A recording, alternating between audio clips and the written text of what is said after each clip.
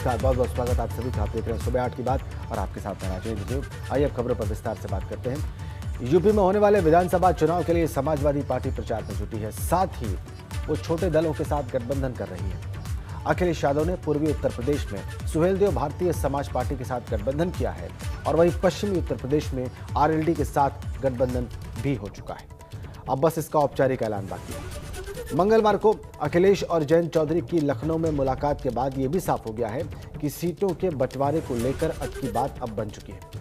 बात बनने के बाद उम्मीद है कि आज लखनऊ में सपा अध्यक्ष अखिलेश यादव और आरएलडी अध्यक्ष जयंत चौधरी एक साथ प्रेस कॉन्फ्रेंस कर सकते हैं।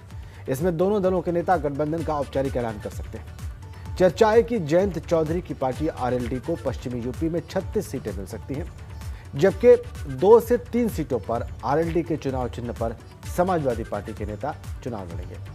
ये कल की तस्वीरें जिसे खुद जयंत चौधरी ने ट्विटर पर पोस्ट किया। तो गठबंधन हो चुका है, इसका औपचारिक ऐलान बाकी है। जो बात निकलकर सामने आ रही है उसमें कहा गया है कि 36 सीटों पर आरएलडी चुनाव लड़ेगी और 2 से 3 सीटों पर समाजवादी पार्टी के नेता आरएलडी के चुनाव चिन्ह पर चुनाव लड़ेंगे। सपा और आरएलडी के गठबंधन को लेकर पश्चिमी यूपी के गणित को समझना बहुत जरूरी है। तो चलिए हम आपको समझाते हैं कि पश्चिमी यूपी में सियासी समीकरण क्या है। पूरा गणित आपकी स्क्रीन पर हम रखने जा रहे हैं। कुल 26 जिले हैं और कुल 136 विधानसभा सीटें हैं। लोकसभा सीटें हैं इन 26 जिलों में कुल 27 और कुल आबादी है 7 करोड़ 12 लाख से ज्यादा। हिंदू आबादी यहाँ पे 72.29% है, मुस्लिम आबादी 26.29% है। ये है इक्वेशन, ये है समीकरण। 72% से ज्यादा हिंदू आबादी है, 26% के आसपास मुस्लिम आबादी है और कुल 27 लोकसभा सीटें हैं, 136 विधानसभा सीटें हैं, 26 जिले। आपको बताते हैं कि सपा से गठबंधन करने वाली राष्ट्रीय लोकदल पश्चिमी यूपी में कितनी पकड़ रखती है। राष्ट्रीय लोकदल की ताकत 13 जिलों में अच्छी बताई जाती है, अच्छा प्रभाव इसका बताया जाता है। जाट मुस्लिम बाहुल्य क्षेत्र में फायदा होगा इस गठबंधन के बाद समाजवादी पार्टी को। पश्चिमी यूपी में जाट और मुस्लिम समीकरण हिट है। राष्ट्रीय लोकदल के गठबंधन का समाजवादी पार्टी को फायदा मिलेगा और अगर यह गठबंधन होता है, जो कि लगभग अब तय हो चुका है और इसका औपचारिक ऐलान मात्र बाकी है, तो उसके बाद भाजपा के लिए पश्चिमी उत्तर प्रदेश की सीटें बहुत मुश्किल होने वाली हैं।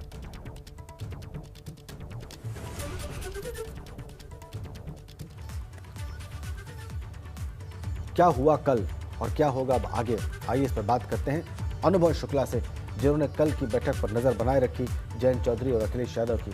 अनुभव, औपचारिक ऐलान कब होगा, सभी दर्शकों के मन में सवाल ये है, और क्या बात निकल कर सामने आ रही है, क्या सहमति बनी है असल में, और किस तरीके से ये गठबंधन आगे बढ़ेगा। गठबंधन तो पहले से था, लेकिन नया उसका स्वरूप क्या निकल कर सामने आएगा। देखिए, बिल्कुल अब हर कोई यही जानने को आतुर है कि मुलाकात हुई, क्या बात हुई, कितनी सीटों पर शेयरिंग की बात हुई है, कितनी सीटें आरएलडी को समाजवादी पार्टी देगी, और यही अब हर कोई जानना चाह रहा है। हालांकि पार्टी की तरफ से आज अभी तक कोई भी इस तरह की सूचना नहीं दी गई है कि आज कोई प्रेस कॉन्फ्रेंस होगी या नहीं होगी। इस बारे में किसी ने कोई भी जानकारी फिलहाल नहीं दी है और ये भी कहा जा रहा है कि जयंत चौधरी हो सकता है कि कल यानी 25 तारीख को एक बार फिर लखनऊ आए और यहीं पर प्रेस कॉन्फ्रेंस हो, ज्वाइंट प्रेस कॉन्फ्रेंस जो होनी है वो लखनऊ में हो। और देखिए, साफ तौर पर जो बात आपने दर्शकों को बताई कि किस तरीके से आरएलडी जो है वो मजबूत हुई है, खासतौर से किसान आंदोलन के बाद वेस्टर्न यूपी के 13 जिलों में जहां उसका प्रभाव, वरना आप 2014 को देखिए, 2017 को देखिए, 2019 को देखिए, किस तरीके से आरएलडी के लिए संकट की स्थिति खड़ी हो गई थी 14 में, 17 में, 19 में। पर जो ये किसान आंदोलन हुआ उसने कहीं ना कहीं एक तरीके से आरएलडी को एक संजीवनी दी। पार्टी अब को लग रहा है कि हम बहुत तेज़ी से जब 22 के चुनाव होंगे तो आगे बढ़ेंगे, यानी सीटें भी ज़्यादा जीतेंगे। और इसीलिए तो इस तरीके से इतना अटकाया इन सारी चीज़ों को। जयंत चौधरी और अखिलेश यादव के बीच बातचीत तो लगातार होती रहती है। हमारे खास कार्यक्रम तर्कश में जब जयंत चौधरी आए तब भी उन्होंने यही बात कही कि हमारी तो हमेशा बातचीत होती रहती है। पर आखिर ऐसा क्या हो गया कि इस बार अभी तक ऐलान नहीं हुआ, जबकि सुभाषपा के साथ गठबंधन का ऐलान कब हो गया। और अगर आप देखिए, संजय चौहान, केशव देव मौर्य तो लगातार समाजवादी पार्टी के अलग अलग कार्यक्रमों में आते रहते हैं, अखिलेश यादव उनके कार्यक्रमों में जाते हैं। तो आखिर जयंत चौधरी के साथ इस तरह की चीज़ अभी तक क्यों नहीं हुई, ये हर कोई जानना चाह रहा था। तो दरअसल वहाँ पर केवल सीटों का ही पेच फंसा था। वो 45 से 50 सीटें मांग रहे थे, अखिलेश यादव 32 से 34 सीटें देना चाह रहे थे। कल जो बातचीत हुई उसमें 35 से 38 सीटों पर सहमति बनी है। तो अब यही इंतजार हो रहा है कि एक प्रेस कॉन्फ्रेंस हो जिसमें चीज़ें साफ तौर पर क्लियर हो कि कौन कितनी सीटों पर लड़ेगा। क्या समाजवादी पार्टी के नेता भी कुछ सीटों पर आरएलडी के सिंबल पर लड़ेंगे, यही सारी चीज़ें अब सबके सामने आनी बाकी हैं। ठीक है, आप कह रहे हैं कि अब ये सब सारी चीज़ें सामने आने बाकी हैं और सभी की निगाह वाकई अनुभव इसी बात पर है कि दोनों जब ज्वाइंट प्रेस कॉन्फ्रेंस करते हैं तो क्या बात कहते हैं। लेकिन ये मुलाकात बहुत प्रतीक्षित थी अनुभव, ये हम सब जानते हैं। और ये कल मुलाकात हो गई, ट्वीट करके इसको दिखा दिया गया, इसकी तस्वीरों को दोनों नेताओं के द्वारा खुद दिखाया गया, यानी खुद बताया गया कि हम लोग बात कर रहे हैं, हमारी बात सकारात्मक दिशा में आगे बढ़ी है।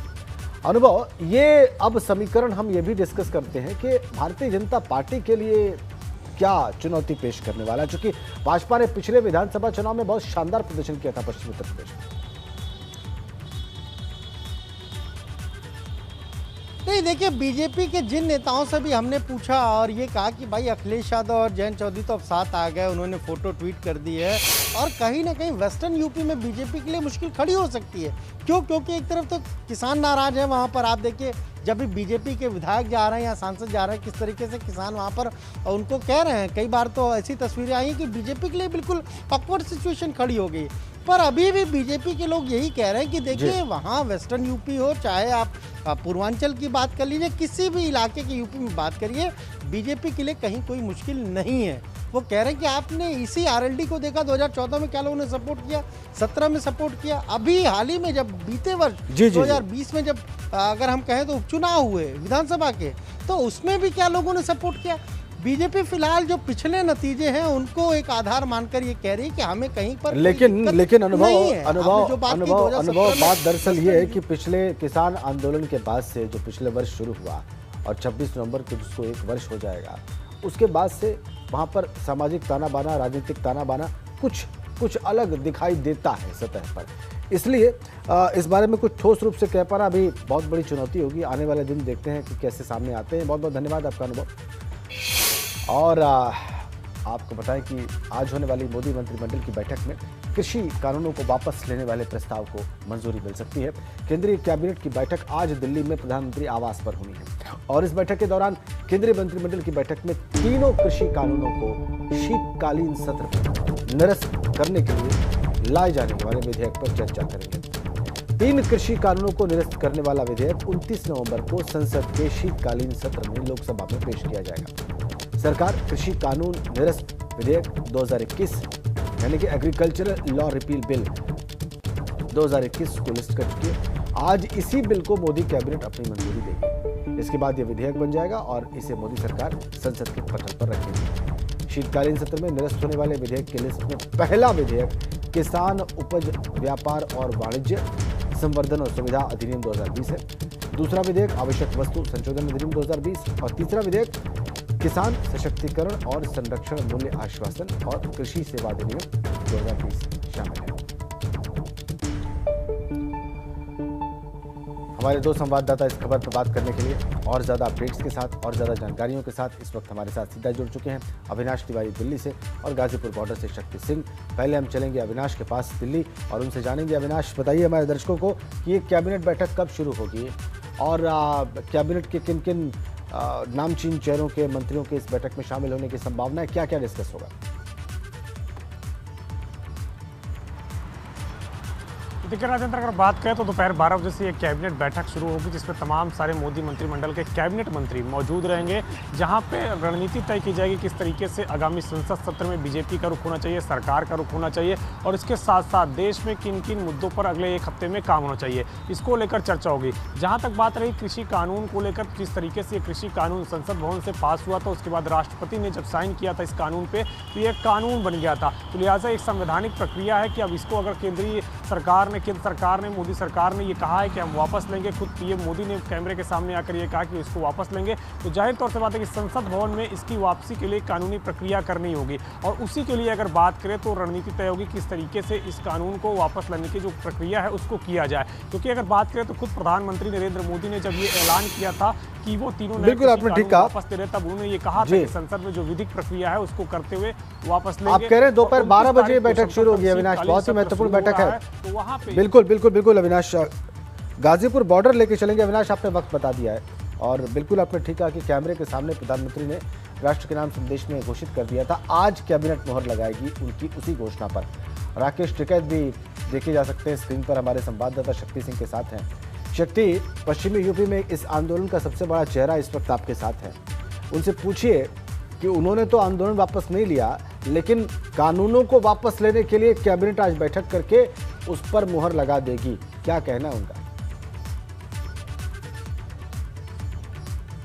जी बिल्कुल राजेंद्र, बात करते हैं राकेश टिकैत जी से। राकेश जी, आज कैबिनेट की बैठक है, आपने तो आंदोलन वापस नहीं लिया लेकिन आज कैबिनेट मोहर लगाएगी बिल वापस लेने के लिए, इस पर क्या कहना? 4-5 डिमांड है, उनको कौन पूरी करेगा? और सरकार ही पूरी करेगी ना भाई। ये जो कानून ये लेकर आए थे 1.5 साल पहले लेकर आए, ये 1.5 साल से कानून वापसी के लिए आंदोलन चल रहा। उसके बीच में जो और मुद्दे हैं देश के, वो भी तो इसी के साथ के हैं। या ये है कि यहाँ से तो किसान इनके लिए चला जाए और फिर 10 दिन बाद में फिर अपनी बात बतावे आने के। एमएसपी पे कौन लेगा? जो कई हजारों टन के सस्ते में फसलें लूट हो रही है,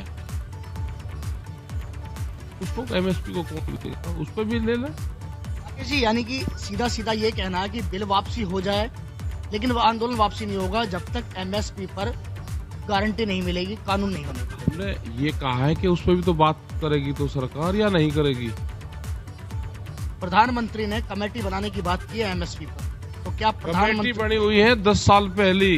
कमेटी बन गई थी 2011 में, कमेटी बन गई थी 2011 में जब वो मुख्यमंत्री थे गुजरात के। वो उस कमेटी के ये अध्यक्ष थे, उस कमेटी के ये अध्यक्ष थे वे। और उन्होंने फाइनेंशियल जो कमेटी थी वो रिपोर्ट दी थी उन्होंने 2011 में कि एमएसपी पे क्या होना चाहिए। तो उन्होंने कहा था कि एमएसपी पे गारंटी कानून बनना चाहिए। वो रिपोर्ट रखी हुई है, उस रिपोर्ट को लागू कर दो। सर राकेश जी, एक बात और जानना चाहेंगे आपसे, क्या जो आप बात कह रहे हैं वो संयुक्त मोर्चे की तरफ से कह रहे हैं या राकेश टिकैत अपनी तरफ से कह रहे हैं? संयुक्त मोर्चा जब यहाँ पे आए 4 डिमांड उस टाइम पे थी जो सरकार के सामने रखी थी। एमएसपी, 3 काले कानून, पोल्यूशन पर पुराली वाला मामला था एक, और बिजली अमेंडमेंट बिल। जब 11 दौर की बातचीत हुई तो उन्होंने कहा कि 2 चीजें सरकार ने मान ली, तो सब बिजली और पुराली, तो सबने कहा कि भाई 50% डिमांड होगी पूरी और 50 हो रहेगी। तो 50 में और क्या थी वो, ये भूल गए क्या? इतने भुलक्कड़ तो नहीं प्रेस वाले होने चाहिए। इसका मतलब ये है कि आपकी 3 डिमांड पूरी हो गई है, अब एमएसपी रह गई है। एमएसपी अभी रह रही है। और जो 1 साल के जो घटनाक्रम हुए, जो 750 किसान शहीद हुए, उसको कौन लेगा? जो मुकदमे दर्ज हुए उसको कौन झेलेगा? जो और मामले हैं उस पर एक कमेटी बनने की बात करें। जो एक कमेटी की बात कर रहे हैं ना, ये जो डला लोकोइसी जो करते हैं, जो कमेटी बनने की बात थी, कमेटी बनने की बात ये थी कि एक कमेटी बनेगी। जो और मामले इनसे अलग हैं, धरना खत्म हो जाएगा 4 चीज पे। जो और मामले होंगे वो कमेटी पे बातचीत होती रहेगी, तय करते रहेंगे। राकेश जी, आपको लगता है कि जब इतना बड़ा फैसला प्रधानमंत्री ने आकर खुद सबके सामने बिल वापसी ले लिए और माफी तक मांगी है, तो आपको लगता है कि एक वार्ता और होगी आप लोगों के साथ और उसमें सब जितने भी आप लोगों के मुद्दे हैं उनमें बात बन जाएगी?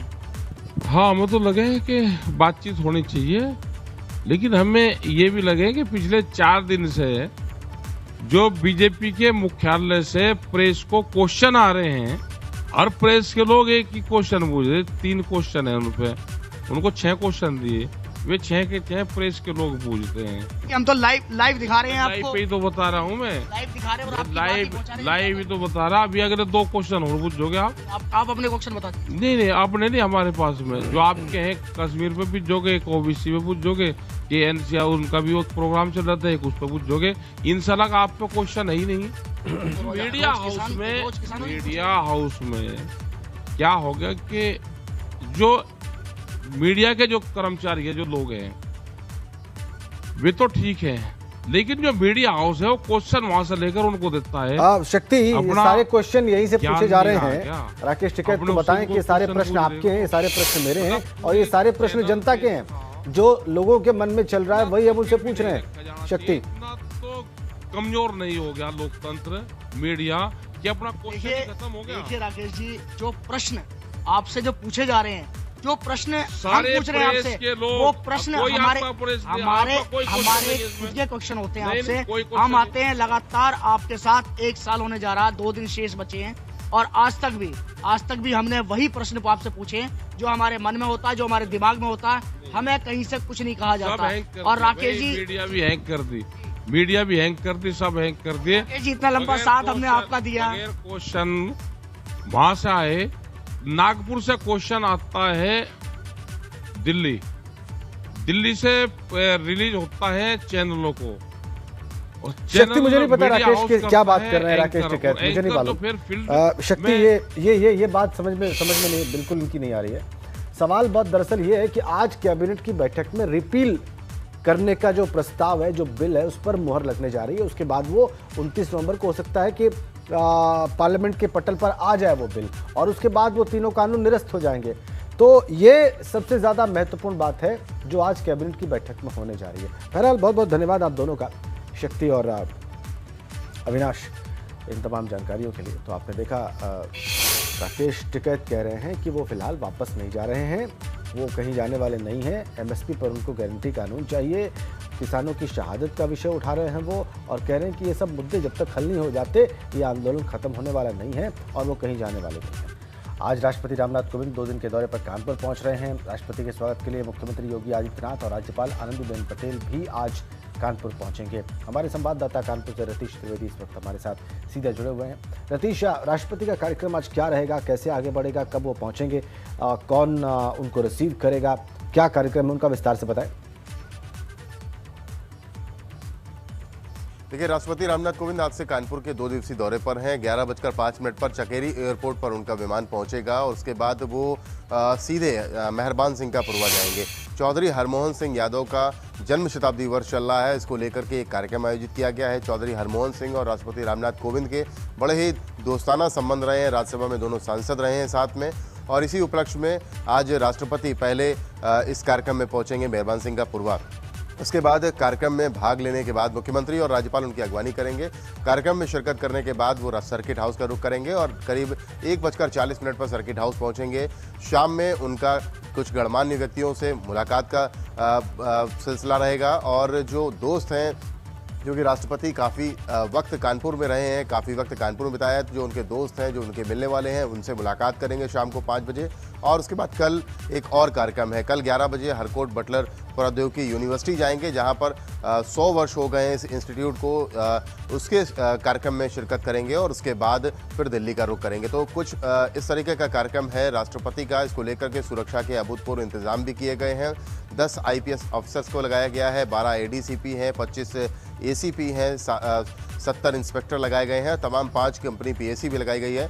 तो यह सुरक्षा के अभूतपूर्व इंतजाम है, और सड़क मार्ग से इस बार राष्ट्रपति यात्रा नहीं करेंगे। वो चकेरी एयरपोर्ट से उनका विशेष विमान, हेलीपैड जो है वो 10 बनाए गए हैं, दोनों कार्यक्रम स्थलों में 5-5, और वो उनका विमान ही हेलीपैड पर उतरेगा और उसके बाद वो कार्यक्रम स्थल पर पहुंचेंगे और शिरकत करेंगे। क्योंकि पिछली बार 26 से 28 जून को इसी वर्ष जब राष्ट्रपति आए थे, तो उनके काफिले को पास करने के चलते एक एम्बुलेंस फंसी थी और उसमें एक महिला उद्यमी की मौत हो गई थी, जिस पर काफी ज्यादा एहतियात बरता गया है राष्ट्रपति के कार्यक्रम को लेकर के, और कुछ इस तरीके का कार्यक्रम। आप महत्वपूर्ण जानकारी दे रहे हैं कि इस बार वो सड़क पार्क से यातायात नहीं करेंगे और उसके पीछे जो कारण था उसका भी आपने जिक्र किया। रतीश, बहुत बहुत धन्यवाद आपका इसका जानकारी